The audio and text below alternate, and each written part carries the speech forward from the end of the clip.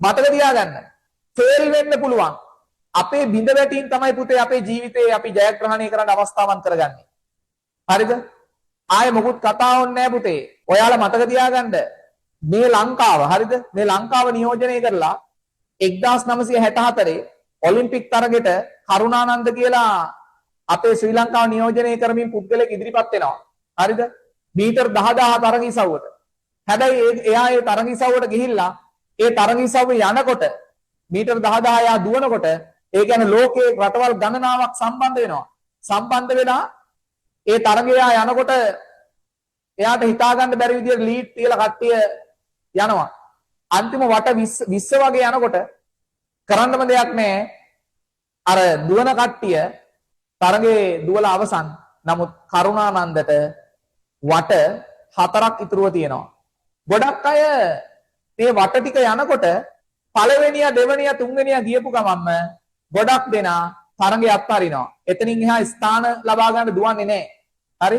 එහෙම අතාරිද්දී අපේ ශ්‍රී ලංකාව නියෝජනය කරපු කරුණානන්ද කියන ක්‍රීඩකයා දිගටම යා නොනැවතී දුවනවා.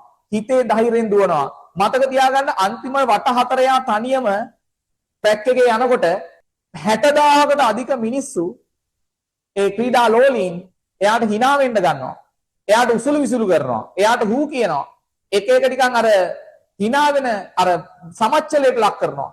නමුත් මතක තියාගන්න එයා ඒවත් තඹ දොයිටුවකටවත් මායින් කරන්නේ නැතුව එයා ඒ වටේ යනවා, දෙවෙනි වටේ යනවා, තුන්වෙනි වටේ වගේ යනකොට ඒ ක්‍රවුඩ් එක එයාට දීපු අර ඒ තැන වෙනස් වෙලා ඊට වඩා එයා ගැන බොහෝම අර සතුටුදායක ප්‍රතිචාර දෙන්න ගන්නවා. ක්‍රීඩාලු වලින් කෑ ගහනවා. අර come on Sri Lanka, come on Sri Lanka, go Ceylon කියලා කෑ ගහනවා. හරි? ඒ වගේ එකක් දෙනවා එයාට. මුළු ඔඩියන්ස් එකම අන්තිමට ඒ තරඟාවලි ඒ තරඟේ ප්‍රථමයා දෙවනයා තුන්වනයා ගැන අදටත් කවුරුත් දන්නේ නැහැ. ඒ තරඟේ ඒ කියන්නේ එයා අන්තියා පරාජිතයා අන්තිම මොහොත වෙනකන් එයා දුවනවා. දිව්වට පස්සේ මේ තරඟයේ පැවැත්වුණු ඔලිම්පික් තරඟ 1964 පැවැත්වුණු ජපානයේ කියන රටේ පෙළ පොතට කරුණානන්ද ඇතුළත් වෙනවා. ඇතුළත් වෙන්නේ එයා ගාව තියෙන නොපසුබට උත්සාහය, අත් නොහැරීම. මතක තියාගන්න අපිට තරඟයකින් එක වෙන්න බැරි වුණත් ඔයා ගාව තියෙනවා නම් උත්සාහයක් ඔයාගේ ගමන සාර්ථකයි පුතේ. ඔයාට මම කියන්නේ විශ්වවිද්‍යාලය යන්න පුළුවන් වෙයි කියලා. ඔයාට විශ්වවිද්‍යාලය යන්න බැරි වුණත් ඔයා ඒ සිහිනේ ඔළුවේ තියාගෙන ගියොත් ඔයා ඊට වඩා දුර සමහර විට යන්න ඉඩ තියෙනවා. මතක තියාගන්න. හරි?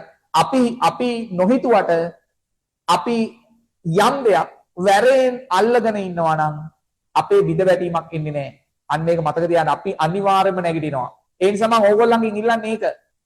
ඔයාගේ උත්සාහය තියාගන්න. එල්ලිලා ඉන්න. හරි?